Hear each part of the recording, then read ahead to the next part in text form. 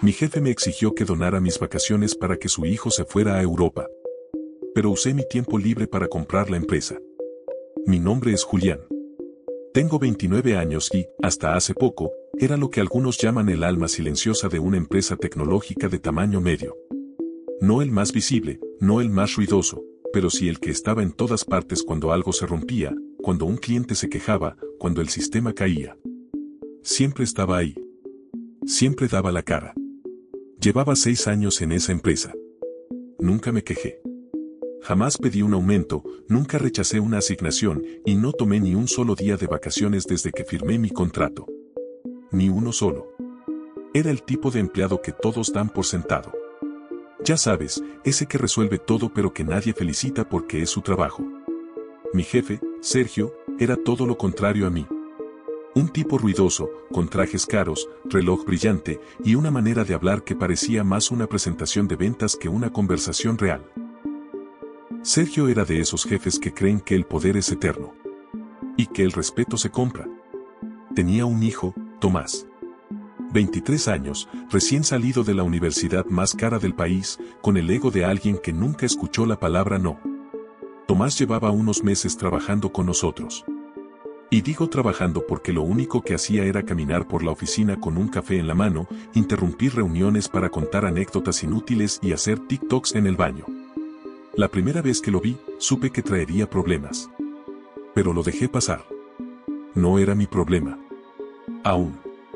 Hasta que un viernes por la tarde, mientras cerraba uno de los proyectos más pesados del mes, Sergio me llamó a su oficina.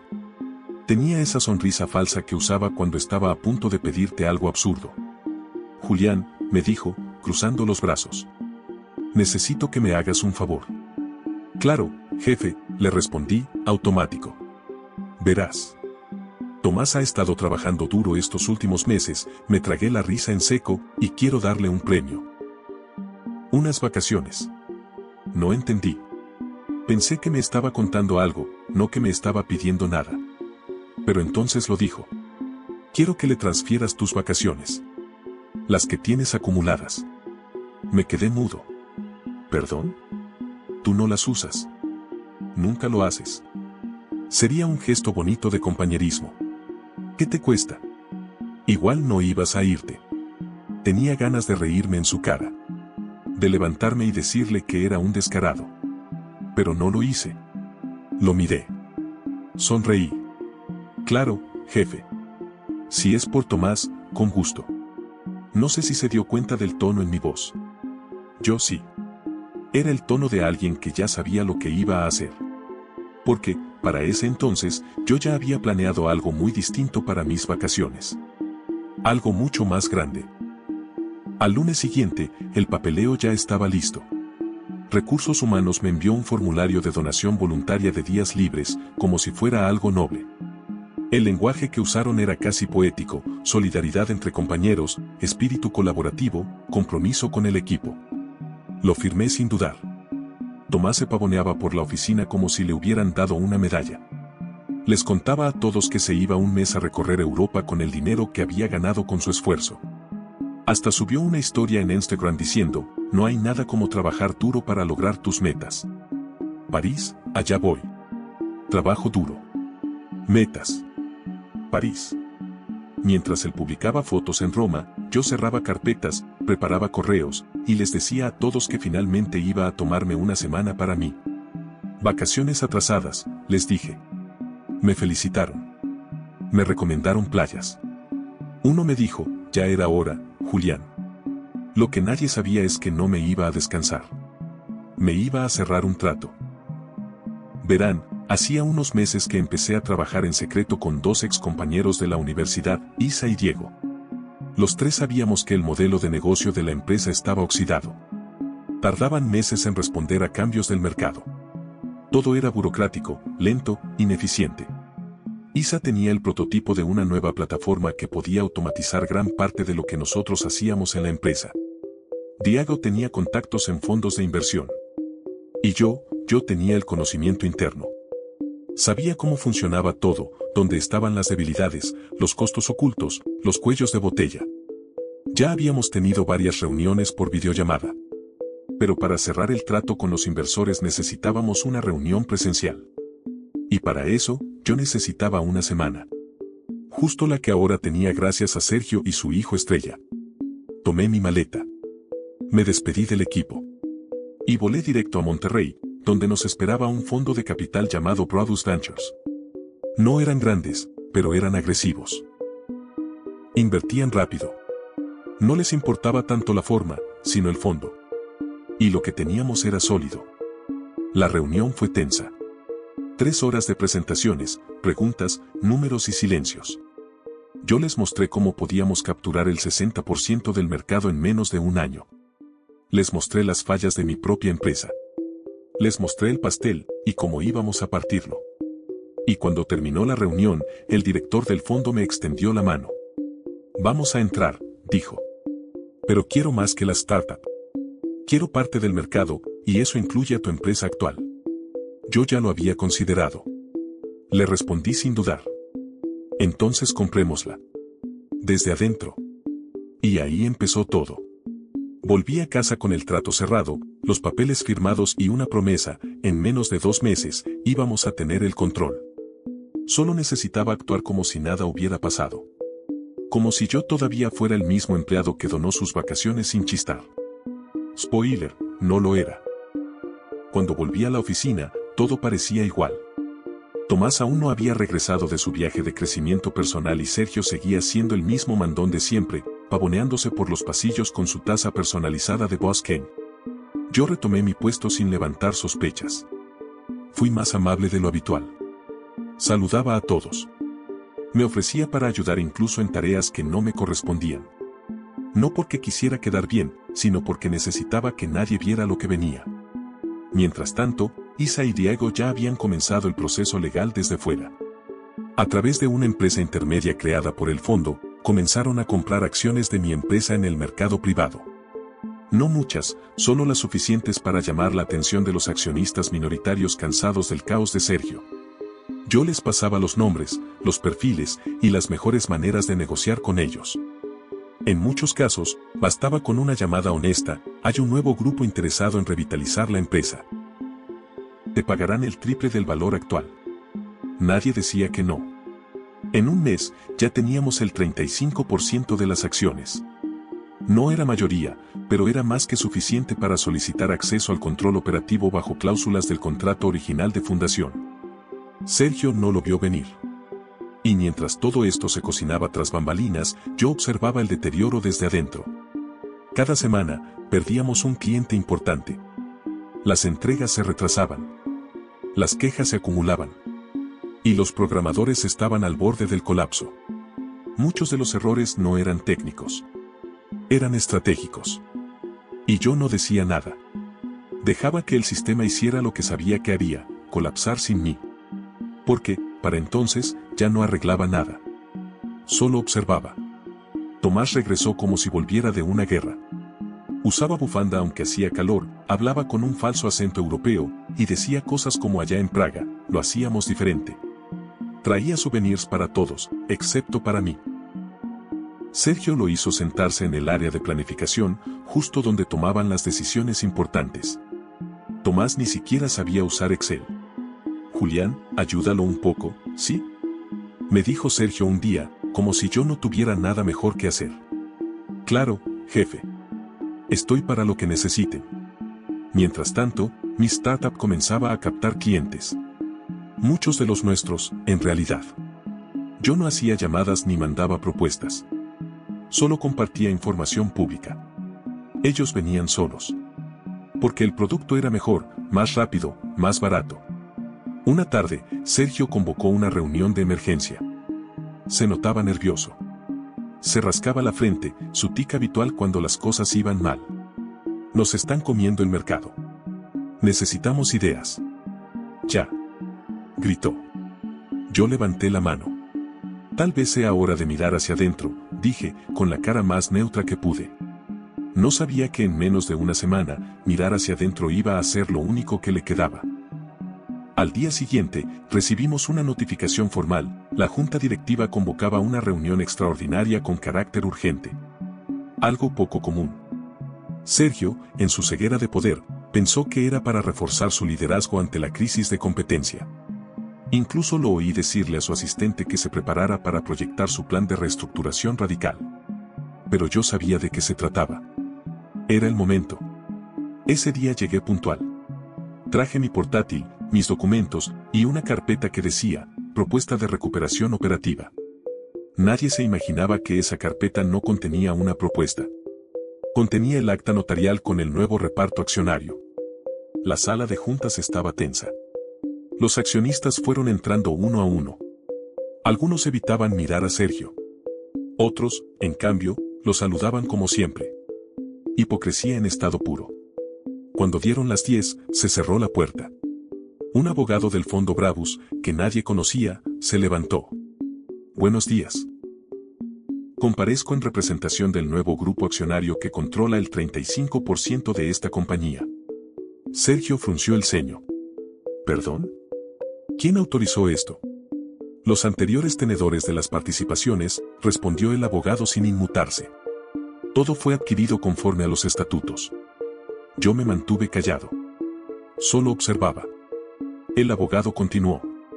Explicó que, por derecho estatutario, el nuevo grupo tenía derecho a nombrar una figura operativa interna para proteger su inversión.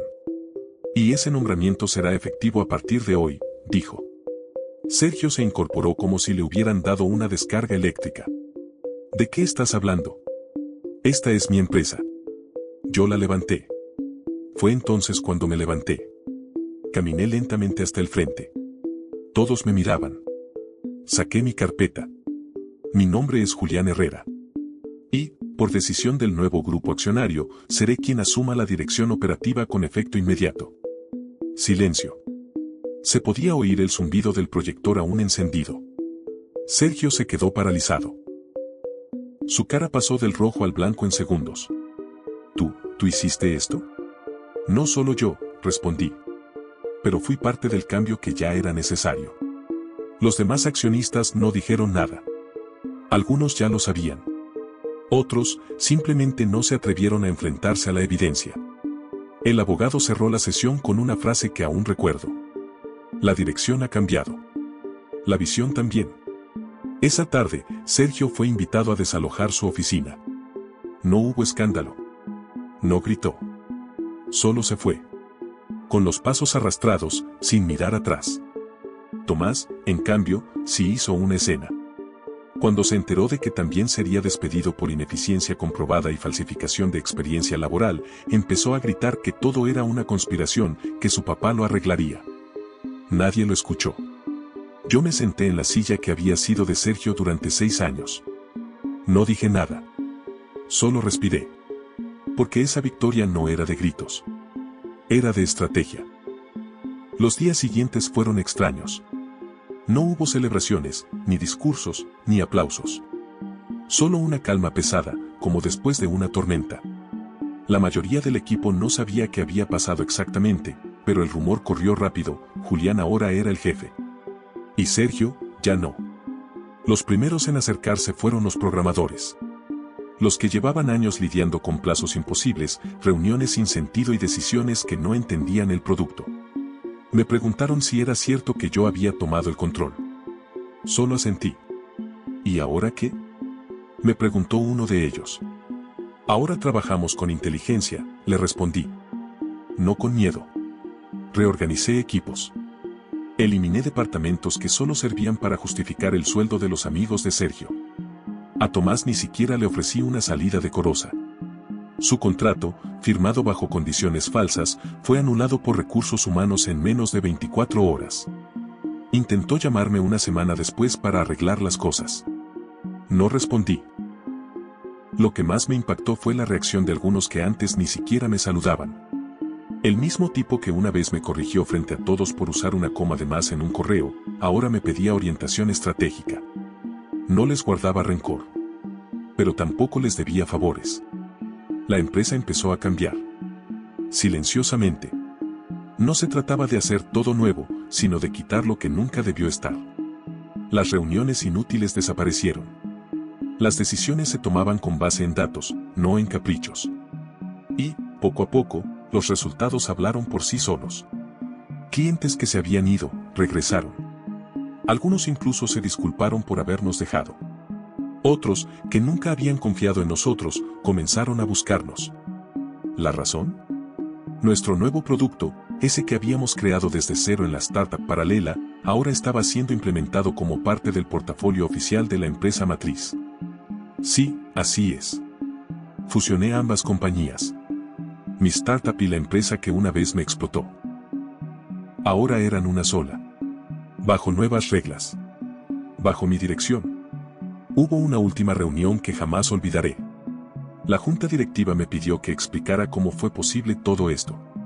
Me senté frente a ellos con la misma carpeta con la que había llegado semanas antes. La abrí, pero esta vez no había papeles. Solo una hoja con una frase. Nunca subestimes a alguien que está en silencio mientras tú hablas de más. Nadie dijo nada. Algunos sonrieron. Uno me aplaudió. El resto solo asintió. No busqué venganza. Nunca fue sobre eso. Fue justicia. Profesional. Estratégica. Silenciosa. Porque mientras Sergio pedía favores y su hijo se tomaba selfies en Barcelona, yo solo necesitaba una semana. Una semana para recordarles a todos que los empleados que no hacen ruido, también saben rugir. Y lo hice con una sonrisa. La noticia de mi ascenso no tardó en llegar más allá de la oficina. Algunos antiguos colegas me escribieron mensajes que oscilaban entre la sorpresa y la admiración. Uno incluso me dijo, siempre supe que eras más peligroso callado que cualquier gritón de traje caro. Pero no todos fueron elogios. Hubo quienes dijeron que fui frío. Que debía haberle advertido a Sergio que merecía una transición justa. Lo escuché todo. Lo analicé. Y luego lo solté. Porque a veces, la justicia no es suave. A veces es quirúrgica. Durante las siguientes semanas, la empresa vivió algo que nadie esperaba, paz. No había gritos. No había favoritismos. No había hijos de ni amigos de. Solo trabajo. Claridad. Respeto. Incluso instauré algo simbólico, cada viernes al mediodía, nadie podía enviar correos ni pedir reuniones. Era la hora de la descompresión. Cafés, charlas informales, juegos de mesa en la sala de descanso. Al principio les costó. No sabían qué hacer sin órdenes. Pero después, comenzaron a disfrutarlo. Y la productividad, se disparó. Mi equipo más cercano, Isa y Diego, se integró de forma oficial a la estructura. Fueron recibidos con cierta cautela, hasta que demostraron que sabían exactamente lo que hacían. Rápido, eficiente, sin florituras. Con el crecimiento, llegó la prensa. Un medio especializado en tecnología me pidió una entrevista. Querían que contara la historia del empleado que se convirtió en jefe. Dije que no. No porque no tuviera que contar, sino porque la historia no era sobre mí. Era sobre todos los que alguna vez fueron ignorados, pasados por alto, tratados como si solo sirvieran para sostener en silencio los errores de otros. Y yo no necesitaba convertirme en un símbolo. Solo quería hacer las cosas bien. Un día, mientras revisaba unos informes, me crucé con la asistente de Sergio en el ascensor. No había vuelto a verla desde el cambio. Me miró con esa mezcla de incomodidad y curiosidad que solo alguien atrapado entre lealtades puede tener. Nunca pensé que fueras capaz de todo eso, me dijo sin rencor, casi como un cumplido. Yo sí, respondí. Solo necesitaba que me dejaran respirar. Y eso fue todo. ¿Sergio? Nunca más supe de él. Escuché rumores de que intentó abrir una consultora. Que nadie le creyó. Que nadie lo contrató. Tal vez exageran. Tal vez no. No me interesa. Porque al final, no fue venganza. Fue oportunidad. Él me la dio creyendo que me estaba quitando algo. Y yo, en ese vacío, construí todo. Lo irónico es que si no me hubiera exigido donar esas vacaciones, quizá me habría quedado un año más. O 2. O hasta el desgaste total. Pero ese día, ese favor absurdo, fue el empujón que me faltaba. Gracias, Sergio. Han pasado 6 meses desde aquel día. A veces me siento en la misma silla que usaba cuando era el comodín, el invisible. Miro esa vieja esquina donde solía almorzar solo, revisando líneas de código mientras los demás hablaban de vacaciones que yo nunca tomaba. Ahora esa silla está vacía. Pero yo no soy el mismo. La empresa está estable. Los números suben. El ambiente es sano. Y más importante, la gente ya no trabaja con miedo. La semana pasada, uno de los nuevos empleados se acercó y me dijo, he estado en muchas empresas, pero nunca había un jefe que escuche de verdad. No supe qué decirle. Solo sonreí. No quise cambiar todo por ego. Solo quité lo que nunca debió estar. El ruido. El abuso disfrazado de liderazgo. La falsa meritocracia que premiaba al hijo del jefe mientras exprimía al resto. Una mañana, Recursos Humanos me envió un correo curioso, consulta por vacaciones acumuladas. Lo abrí. Resulta que ahora sí tenía derecho a usarlas. Muchas. Años. Todas oficialmente mías. Marqué en el calendario una semana. Nada espectacular. Solo un viaje a una cabaña en el bosque. Sin wifi. Sin llamadas. Sin planes. Cuando mi secretaria lo vio, me preguntó si era por alguna razón especial. Sí, le dije. Es el momento perfecto. No di más explicaciones. Porque cuando alguien me pregunta por qué tomé justo esa semana de vacaciones, la misma que doné antes, la misma que lo cambió todo, solo sonrío. No cuento la historia. No necesito. Porque algunos creen que las guerras se ganan con gritos. Pero yo sé que las batallas más elegantes se pelean en silencio. Sin rabia. Sin escándalo. Solo con estrategia. Y ahora, cada vez que me cruzo con alguien que me mira como si no pudiera ser el jefe, porque no grito, porque no impongo, porque no camino con soberbia, me acuerdo de una sola cosa. Los verdaderos líderes no se imponen. Se ganan su lugar cuando nadie los mira.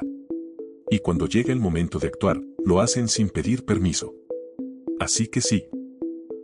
Mi jefe me pidió que renunciara a mis vacaciones para que su hijo pudiera relajarse en Europa. Me dio el tiempo que necesitaba, creyendo que me estaba quitando algo. Pero en realidad, me entregó la llave. Y yo abrí la puerta. Cerré otra. Y construí algo mejor. En silencio. Con una sonrisa. Y sin mirar atrás.